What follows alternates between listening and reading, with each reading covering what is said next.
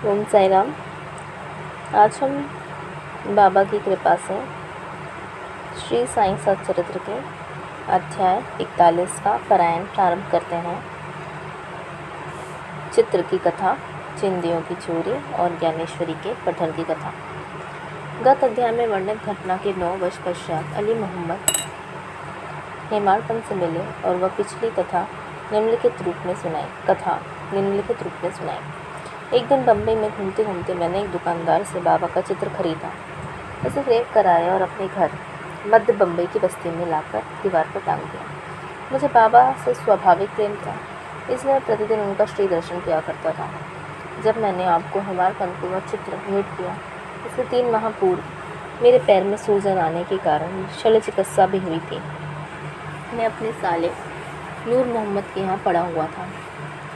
खुद मेरे घर पर 3 माह से ताला लगा था और उस समय वहाँ पर कोई नहीं था, केवल प्रसिद्ध बाबा अब्दुल रहमान, मौलाना साहिब, मोहम्मद हुसैन, साईं बाबा, ताजुद्दीन बाबा और अन्य संत चित्रों के रूप में वहाँ विराजमान थे। परंतु कालचक्र ने उन्हें भी न छोड़ा। मैं वहाँ बम्बई बीमार पड़ा हुआ था, तो फिर मेरे घर में उन लोगों मतलब फ़ोटो को कष्ट क्यों है? ऐसे समझ में आता है कि वे भी आवागमन जन्म मृत्यु के चक्कर से मुक्त नहीं। अन्य चित्रों की गति तो उनके भाग्य अनुसार ही हुई, परंतु श्री साईं बाबा का चित्र कैसे बच निकला, इसका रहस्य उद्घाटन अभी तक कोई ना जान सका। इससे कि श्री साईं बाबा की सर्वव्यापकता और उनकी असीम शक्ति का पता चलता है। कुछ वर्ष पूर्व मुझे मोहम्मद हुसैन थारिया टोपण के संत बाबा अब्दुल रहमान का चित्र प्राप्त हुआ था, जिसे मैंने अपने साले नूर मोहम्मद पीर भाई को दे दिया, जो गत 8 वर्षों से उसकी मेज पर पड़ा हुआ था। एक दिन उसकी दृष्टि इस पर पड़ी, तब उसने उसे फोटोग्राफर के पास ले जाकर उसकी बड़ी फ़ोटो बनवाई और उसकी कॉपियाँ अपने कई रिश्तेदारों और मित्रों में वितरित की। उनमें से एक प्रति मुझे भी मिली, जिसे मैंने अपने घर की दीवार पर लगा दिया था। नूर मोहम्मद संत अब्दुल रहमान के शिष्य थे।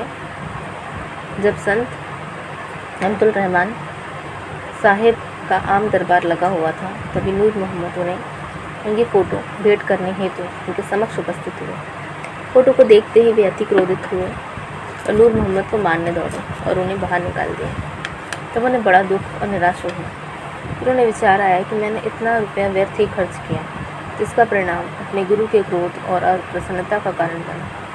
उनके गुरु मूर्ति पूजा के विरोधी थे, इसलिए वे हाथ में फ़ोटो लेकर अपोलो बंदर पहुँचे और एक नाव किराए पर लेकर 20 समुद्र में फ़ोटो विसर्जित करा।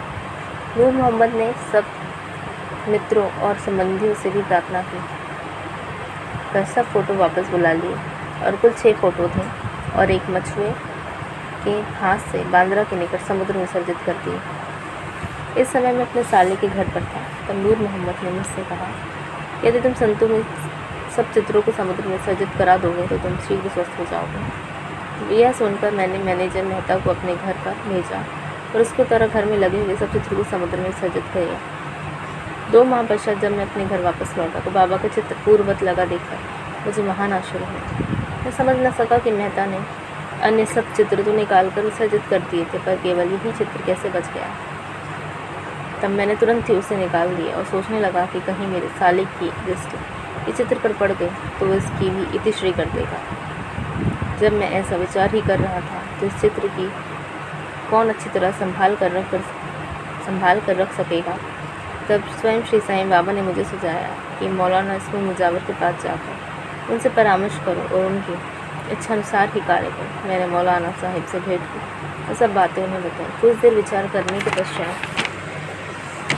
वे इस निर्णय पर पहुँचे कि इस चित्र को आपको हेमाड़पंत को भेंट करना उचित है, क्योंकि केवल आप ही इसे उत्तम प्रकार संभालने के लिए सर्वथा सत्य बात है। तब हम दोनों आपके घर आए और उपयुक्त समय पर ही ये चित्र आपको भेंट कर दिया। इस कथा से विदित होता है कि बाबा त्रिकालज्ञानी थे और कितनी कुशलता से समस्या हल कर भक्तों की इच्छाएं पूर्ण किया करते थे। निम्नलिखित कथा इस बात का प्रतीक है कि आध्यात्मिक जिज्ञासुओं पर बाबा किस प्रकार स्नेह रखते और किस प्रकार उनकी कष्ट का निवारण कर उन्हें सुख पहुंचाते थे। चिंदियों की चोरी और ज्ञानेश्वर का पठन। श्री वीरदेव, जो उस समय डहालू के मामलेदार थे, श्री दीर्घकाल से अन्य धार्मिक ग्रंथों के साथ साथ ज्ञानेश्वरी के पठन की तीव्र इच्छा थी। ज्ञानेश्वरी भगवद गीता की श्री ज्ञानेश्वर महाराज द्वारा रचित मराठी टीका है। वे भगवद गीता के एक अध्याय का नित्य पाठ करते और थोड़ा बहुत अन्य ग्रंथों का भी अध्ययन करते थे, परंतु जब वे ज्ञानेश्वरी का पाठ प्रारंभ करते तो उनके समक्ष अनेक बाधाएं उपस्थित हो जाती, इससे वे पाठ करने में सर्वथा वंचित रह जाया करते थे। 3 मास की छुट्टी लेकर वे शिरडी पधारे और तत्पश्चात वे अपने घर पौड़ में विश्राम करने के लिए भी गए। अन्य ग्रंथ तो वे पढ़ा ही करते थे, परंतु जब ज्ञानेश्वरी का पाठ प्रारंभ करते तो नाना प्रकार के कुलसित विचार उन्हें इस प्रकार घेर लेते कि लाचार होकर उसका पठन स्थगित करना ही पड़ता था। बहुत प्रयत्न करने पर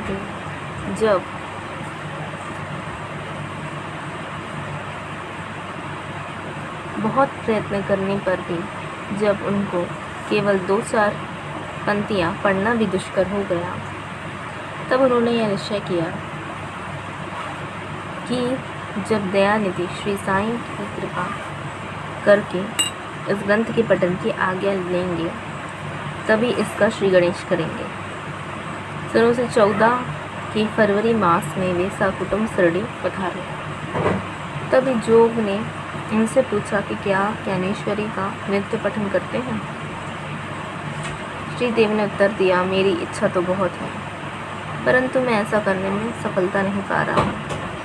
आज तो जब बाबा की आज्ञा होगी तभी प्रारंभ करूँगा।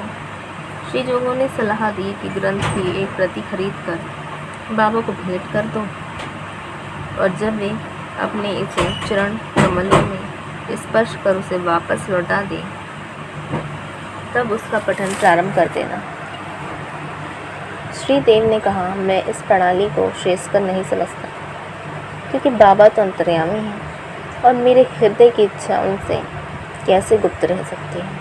क्या वे स्पष्ट शब्दों में आज्ञा देकर मेरी मनोकामना पूर्ण न करेंगे? श्री देव ने जाकर बाबा के दर्शन किए और 1 रुपया दक्षिणा भेंट की। तब बाबा ने उनसे 20 रुपये दक्षिणा मांगी, जो वह सहज देते।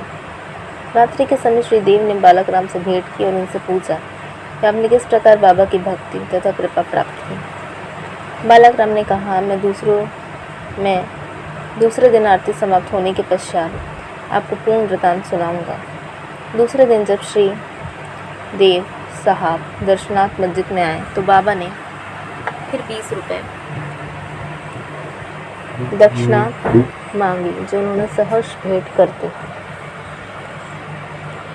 मस्जिद में भीड़ अधिक होने के कारण वे एक और एकांत में जाकर बैठ गए। बाबा ने उन्हें बुलाकर अपने समीप बैठा लिया।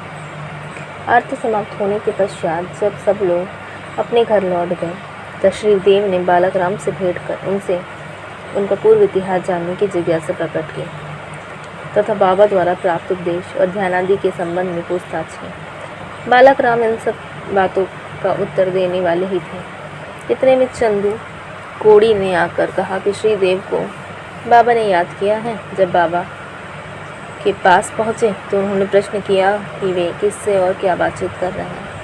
श्री देव ने उत्तर दिया, वे बालक राम से उनकी कीर्ति का गुणगान श्रवण कर रहे थे। तब बाबा ने उनसे पुनः 25 रुपये दक्षिणा मांगी, जो उन्हें सहर्ष दे दी।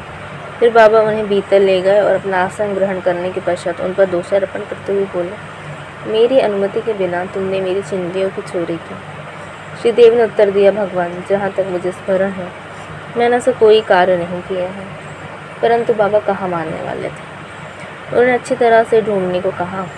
उन्होंने खोज की, परंतु कहीं कुछ भी ना पाया। तब बाबा ने क्रोधित होकर कहा कि तुम्हारे अतिरिक्त कहाँ यहाँ और कोई नहीं आया। तुम ही चोर हो। तुम्हारे बाल तो सफ़ेद हो गए हैं, इतने वृद्ध होकर भी तुम यहाँ चोरी करने आए हो। इसके पश्चात बाबा आपे से बाहर हो गए। उनकी आंखें क्रोध से लाल हो गई। वे बुरी तरह से गालियां देने और डांटने लगे। देव शांतिपूर्वक सब कुछ सुनते रहे। वे मार पड़ने की भी आशंका कर रहे थे। कि 1 घंटे के पश्चात ही बाबा ने उनसे वाड़े को लौटने को कहा। वाड़े लौटकर उन्होंने जो कुछ हुआ था उसका पूर्ण विवरण जोग और बालक राम को सुनाया। दोपहर के पश्चात बाबा ने सबके हाथ देव को भी बुलाया और कहने लगे कि शायद मेरे शब्दों ने इस वृद्ध को पीड़ा पहुंचाई होगी। उन्होंने चोरी की है, इसे स्वीकार नहीं करते।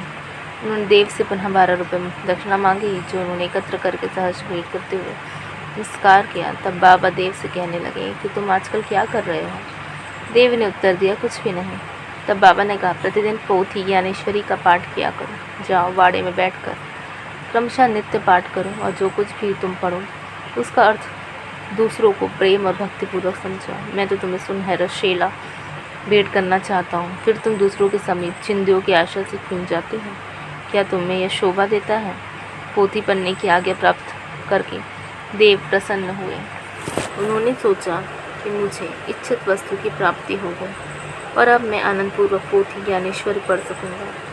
उन्होंने पुनः साष्टांग नमस्कार किया और कहा कि हे प्रभु, मैं आपकी शरण में हूँ, आपका अबोध शिशु हूँ, मुझे पाठ में सहायता कीजिए।